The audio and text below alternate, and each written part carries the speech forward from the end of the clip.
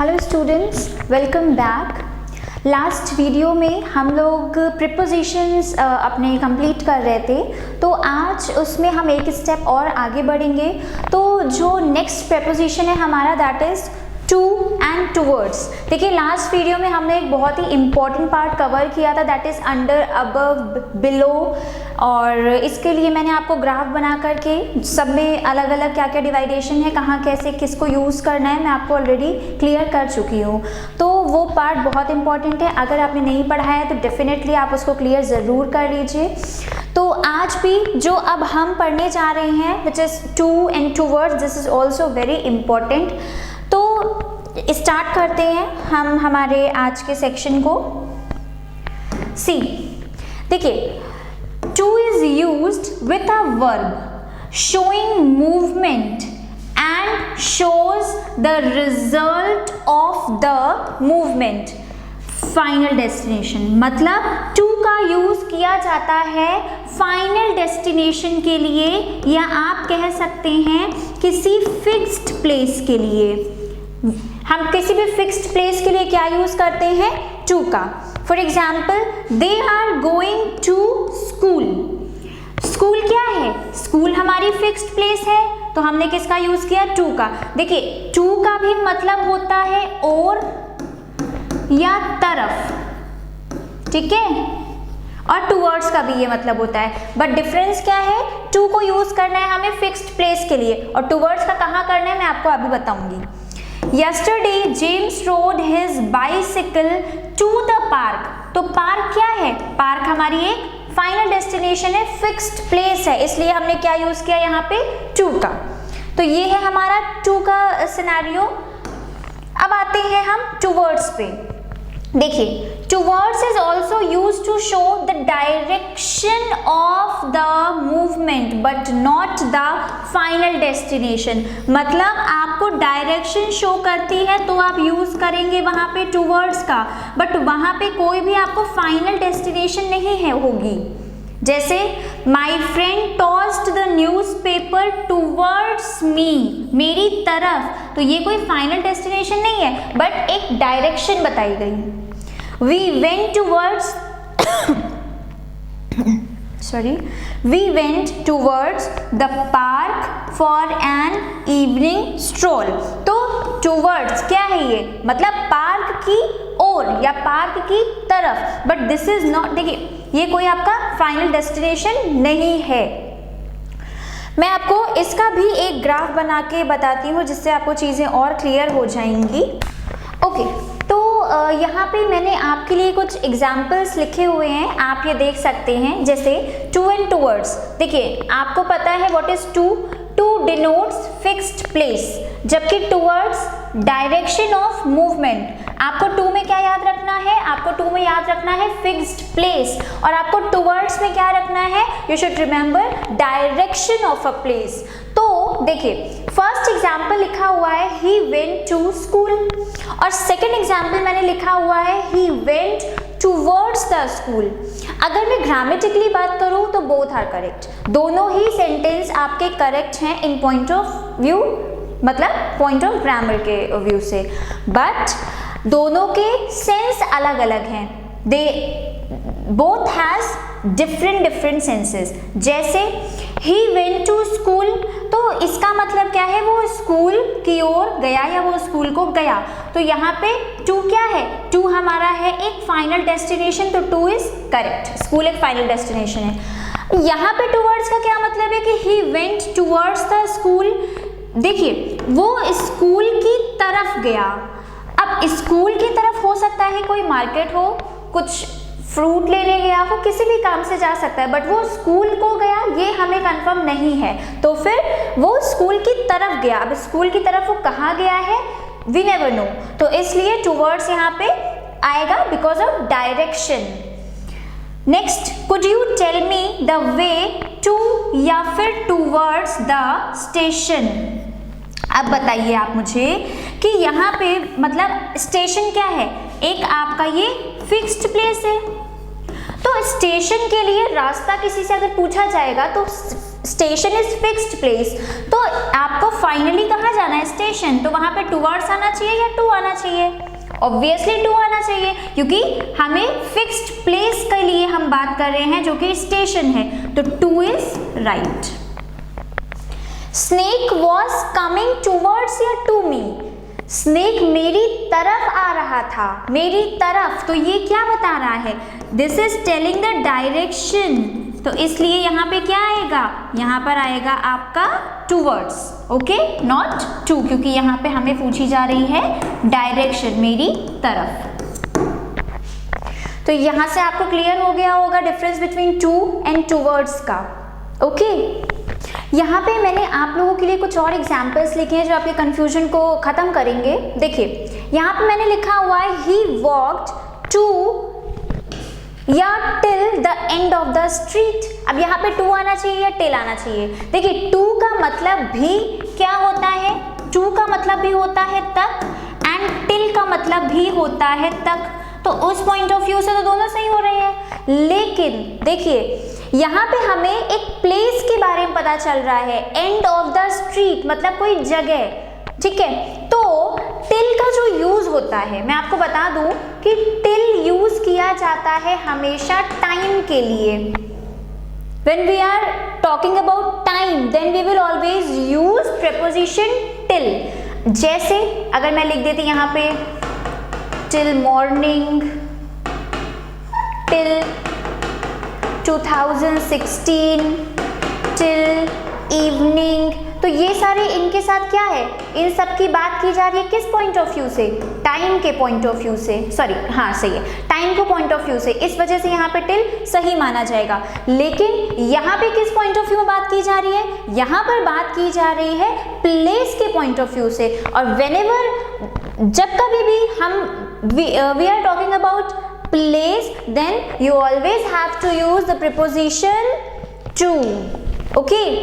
come to the next, send the parcel to या फिर at my address। अब बताइए, अब आप बोलोगे कि मैम आपने at के बारे में हमें बताया है कि at यूज होता है हमेशा फिक्स्ड प्लेस के लिए, ठीक है। मैं लिख देती हूँ कि at का यूज होता है फिक्स्ड प्लेस के लिए, गलत नहीं है, ठीक है। और टू का भी यूज होता है किसके लिए? टू का भी यूज होता है हमेशा किसके लिए? फिक्स्ड प्लेस के लिए। तो यहाँ पे क्या आना चाहिए? देखो कभी भी आपको सेंड ये वर्ड्स दिख जाएं, इनके बाद हमेशा प्रीपोजिशन आता है टू, हमेशा। तो यहाँ पे क्या सही होगा? टू इज राइट, ठीक है। देखिए आप कोई भी फॉर्म ले लीजिए, जैसे आप ले लेते हैं गो, या आप ले सकते हैं वेंट, आप ले लीजिए गॉन, आप ले सकते हैं गोज, आप ले सकते हो गोइंग। तो ये जाने की जितनी भी फॉर्म्स हैं, इन सब के बाद आता है टू, हमेशा इन सब के बाद क्या आता है? Let me clear the board. इन सब के बाद आता है टू प्रीपोजिशन। बट ये ध्यान देने वाली बात है कि जब कभी भी बात की जा रही होगी प्लेस के रेफरेंस में, तब आप लगाओगे यहाँ पे टू। जैसे he went dash the park, तो यहाँ पे पार्क क्या है? पार्क एक प्लेस है, करेक्ट।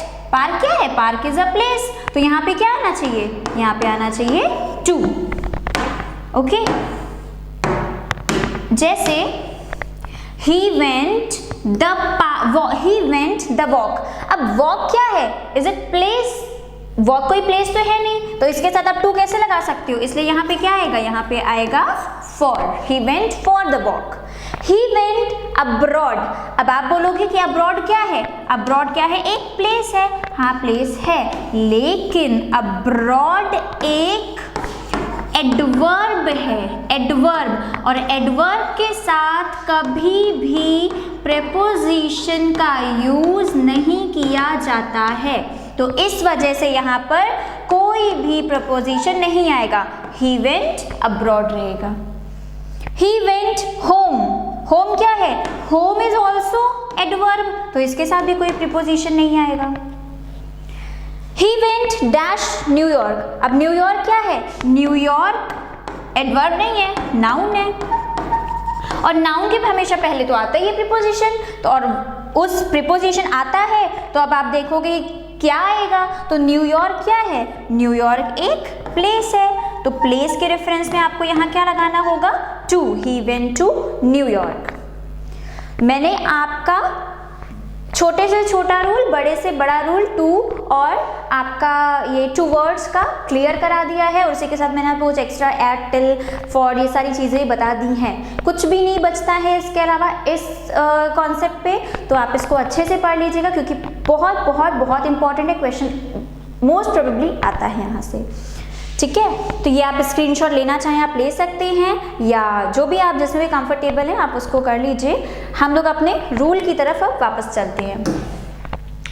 तो ये हमने पढ़ लिया है टू एंड टू वर्ड्स के बारे में। ठीक है, आगे बढ़ते हैं। नेक्स्ट क्या है, okay, difference between beside and besides. Beside and besides. See, beside is used to show the position and it means by the side of या next to, मतलब मेरे बाद या किसी भी चीज के बाद। A narrow stream flows beside our school. एक fixed position. You can keep the trunk beside the table. मतलब टेबल के बाद में या टेबल के बगल में।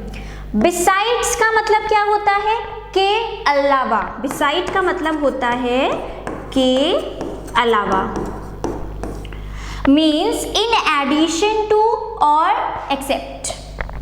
She want to learn French besides English. English की बजाय वो फ्रेंच सीखना चाहती है, तो बिसाइड्स इज के अलावा and beside is next to. Take the screenshot. Okay, so now this is time to discuss between and among. Between and among. Between is used while referring to two persons or thing. जब दो व्यक्तियों या दो वस्तुओं की बात की जा रही होगी तो हमेशा क्या preposition आएगा, between। यहाँ पे मिसिंग है, यहाँ पे आप लिख लो, क्या कानपुर लिख लेते हैं हम लोग। Kanpur is between Delhi and Allahabad. Kanpur, Delhi और इलाहाबाद, तो यहाँ पे किसकी बात की जा रही है, एक दिल्ली हो गया एक इलाहाबाद, मतलब दो चीजों की बात की जा रही है, इसलिए between is correct। The opening to the cave was only a narrow hole between two rocks। two rocks की बात की जा रही है, इसलिए यहाँ पे between correct है। Among is used while referring to more than two persons or thing। जब दो से ज्यादा व्यक्तियों या वस्तुओं की बात की जा रही होगी then you will use among। Two women were among those killed in fire that broke out at the hotel। मतलब वहाँ पे जो दो औरतों की बात की जा रही है वो उनमें से दो हैं जो होटल के पास में जो भी जली हुई मिली, मरी हुई या जो भी पड़ी हुई मिली हैं। मतलब जले मरे जो लोग हैं वो दो से ज़्यादा हैं, बट जिन दो औरतों की बात की जा रही है वो उन पूरे जितने भी ज़्यादा लोग थे उनमें से निकाली गई दो औरतें हैं। तो दैट इज मीन कि example is talking about more than two persons. तो this is the reason why we are using among here. Next, difference between among and amid. See, among is used while referring to more than two persons। ये हम पहले पढ़ कर के आए। दूसरी बात कि वो फिजिकली वहाँ पे प्रेजेंट होने चाहिए एंड काउंटेबल होने चाहिए। जैसे distribute these among the members of your team। ये पता चल रहा है। कितनी देर हुई? 5 मिनट बैठा रही हूँ।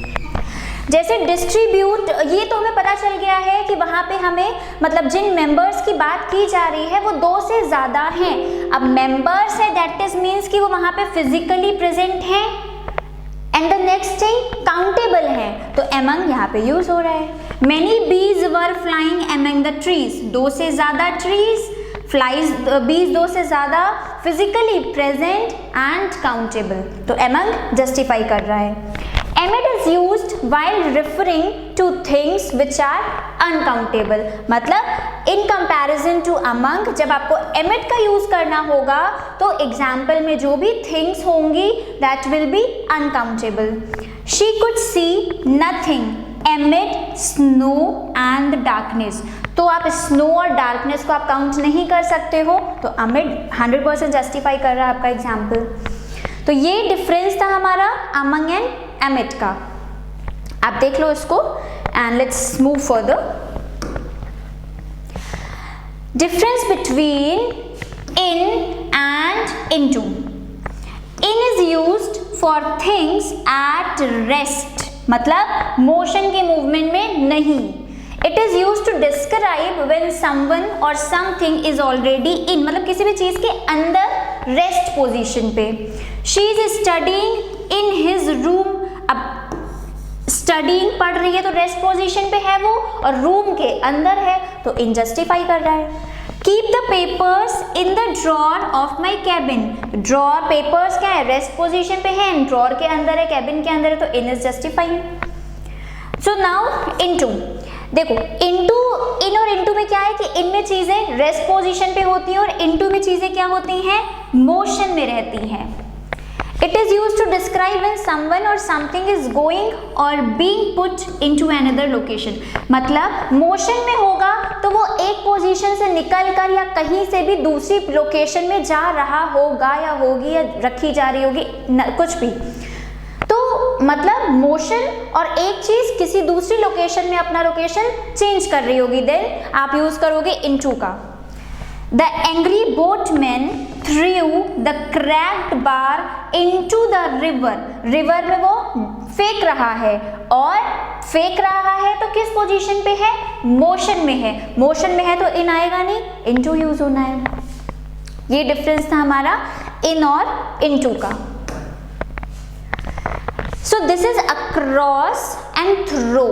देखो ये आप लोग अभी आपने जहां तक पढ़ा हुआ है आप इसको यहाँ तक आप रिवाइज करेंगे, इसके आगे अभी और भी चीज़ें हैं जो हम लोग नेक्स्ट उसमें पढ़ते हैं। तो आप बहुत इंपॉर्टेंट था अभी हमने जो ये टू और टूवर्ड्स का किया है, क्योंकि ग्रामेटिकली दोनों फिट हो जाते हैं। आपको टू के साथ एट भी देखने को मिल सकता है, आपको टू के साथ फॉर भी देखने को मिल सकता है, टू के साथ आपको टिल भी मिल सकता है, तो कंफ्यूजन वहीं पे क्रिएट होती है। तो ये चीज़ें क्लियर करने वाली होती हैं, तो आप उस ग्राफ से क्लियर कर सकते हैं बहुत ही अच्छे से। तो study very carefully and take care. Thank you so much. अच्छा सुनो, चैनल को सब्सक्राइब करो, उसके बाद घंटी बजा देना ताकि अगली वीडियो आपसे मिस ना हो पाए। Thank you.